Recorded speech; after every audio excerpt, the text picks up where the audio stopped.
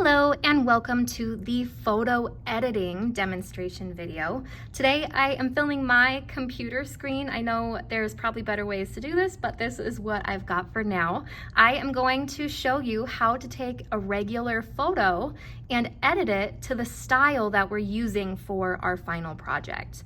Now, the first step is to look up a good reference photo, and I am using Zendaya as my example. You can choose a famous person, you can choose someone in your life, but you need to have a high quality photo. So what I typed when I was searching was Zendaya, and then I added portrait photography because that does make a difference in the end results that you get. You also should do this in Google.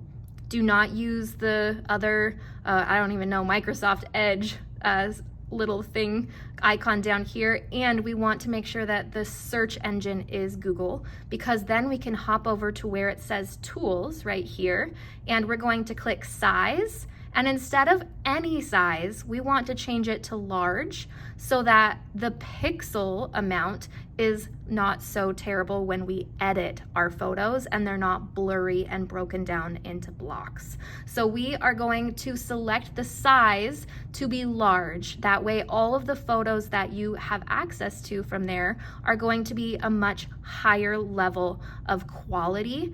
Something else to consider as you are choosing your photos is that you could go to a website called Unsplash, Unsplash, and that has a lot of really great references of people that are not copyrighted. So if you would like to consider entering this into an art contest eventually, or if you are headed towards the AP and advanced route, you might consider choosing a non-copyrighted image so that you are able to include it in your AP portfolio. Now, there is a section right in the tools area where it says usage rights, and you can select that. Right now it's saying not filtered by license, but we want to look at the Creative Commons licenses. So those are an option for you. Actually, that didn't give you much. I think it's actually for the usage type. Why don't we clear that and change it, and we'll see what happens here. Let's try commercial and other licenses. And these are the ones that are copyrighted. So I would probably just recommend going to Unsplash or typing in portrait photography non-copyright, and you can find a good image to use there if you plan to submit for an art contest or for your AP portfolio. Now, once you've found your image, you're going to open it. So let's go back to these nicer ones. So here is an image. I would right-click and say copy image. Now we are going to hop over into Word. That is where we are editing our photos. So we're going to come into Word and we're just going to paste it. So let's try this one that I just found. I have not even tried this one yet, but we'll see if it's cool. So here is this picture. Now these are the steps, and these are all listed out in the steps in your lesson guide, but you can follow along with this video as you're doing it, and that might be helpful. You double click on your picture, which gives you the picture format ribbon. We need to come up to where it says color, and right in the recolor section, there's going to be 3 options. I like to kind of toggle between them to see which one I think is gonna give me a better start. Now, I think that for this one, I could probably go with the lightest one and know that when we hop up into corrections, this top section says sharpen and soften. We wanna go all the way to the right and watch what happens to the image when we select that. See how it just added some more of those details in so that we can see them better? Now I'll click sharpen, and then I'm gonna go back into corrections, and I can kind of like go between these different options to see which edited version I like the most. Ooh, these are really pretty. Now, something that you need to consider is that we do need to be able to see the outside of her face. So I would maybe consider selecting this option just so that I could see the edges of her hair. It still gives me some detail in her face, but I would probably select a photo that has just a little bit more solid black, Or I can hop up into the color section, select the middle option, and see if any of these others give me more detail and the outline of her hair while still having more solid black. Now let's take a look and let's see, I'll probably select, I think I actually liked the first option better with the lightest. And then to make sure I can see all of her details, I think I might choose this darkest one down at the bottom to help with that. So it's kind of a back and forth of lightening and darkening and changing the sharpness level so that you can see as much detail as possible. Now let me show you this example because this shows you what happens when you do this with a pixelated image. So I'll double click, we go to the picture format ribbon, select color, and I am going to come in and toggle between my three, I think probably this middle one, and then I'm going to sharpen it all the way. And that's all I get. It doesn't give you very much if it's really pixelated. You can still try and like select the different edits, but you can see like that is not cute compared to what it could be. So make sure your picture is not too pixelated.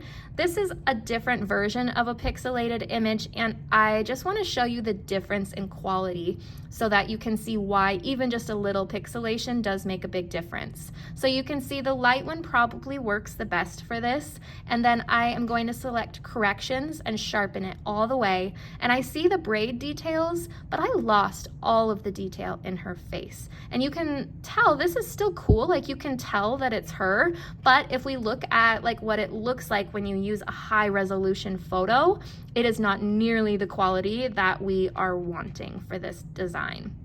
Now, I'd like to show you this next image because this is a good example of what happens when you can't see the outside of someone's hair or head.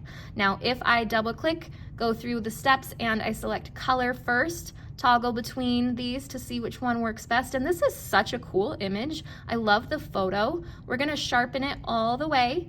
And then now we're gonna toggle back and forth through all of these different corrections to see which one works best for this image. Ooh, I think I like that one. But here's the problem.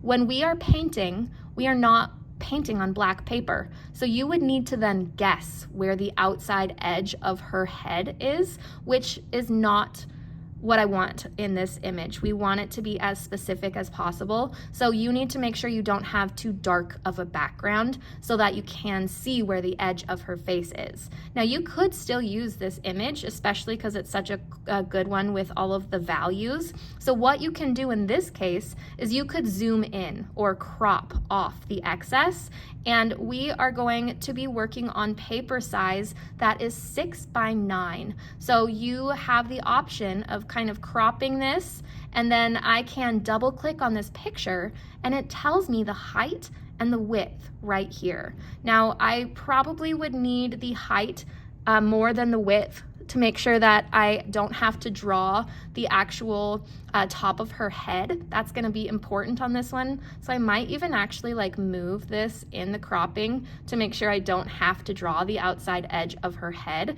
and so that I don't have too much black left over. So I think I'm gonna continue cropping by zooming out in this image.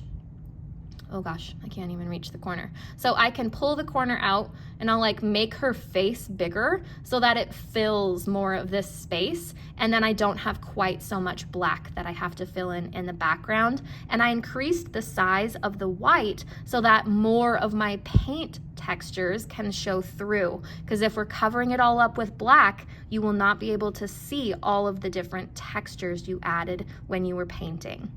Now, here is a good example, and again, it's a smaller screen size, so I am gonna have to crop this to make her face fit in the proportions. You can do landscape, but it's my preference if you do portrait so I can display them all together. Let's go through the steps. We double click, select color. Probably this middle one is gonna be the best.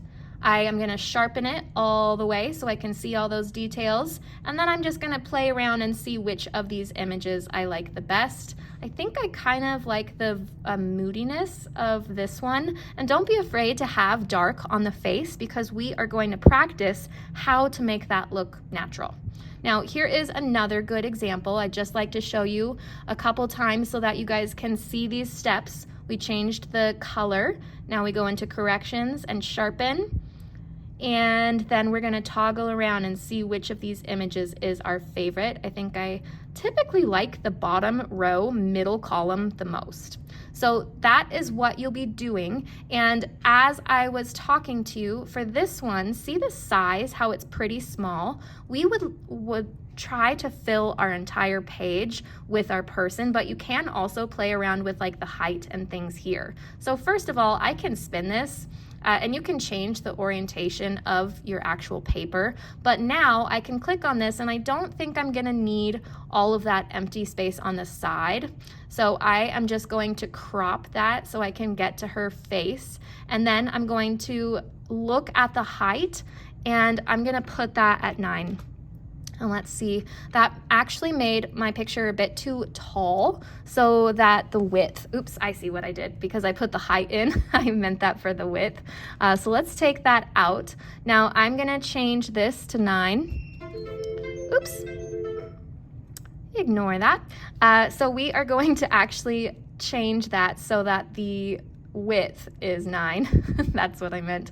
So we're gonna come over here and change that. Now, what I don't want you to do is come up here and change both the width and the height, because that changes the proportions. So if I took this and said 4, then look, oh, I guess it just doesn't change the proportions. You can only change one dimension at a time. So that's good because we don't want to stretch our picture. And oftentimes people do this little number when they're trying to resize it. We never use the top or the side. We only use the corner to adjust our images. And you can say Control Z to undo, and then you can drag from the corner to make sure that you're not changing the proportions of your person.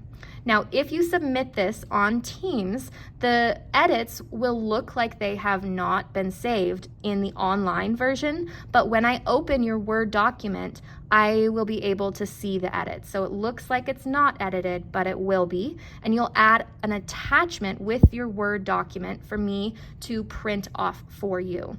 You need 2 copies of your images, so I will print you 2 if you get it to me by the deadline. But if you do not have it to me by the deadline, I will expect that you print your own photos. So if you want me to print them, make sure you get this turned in on time.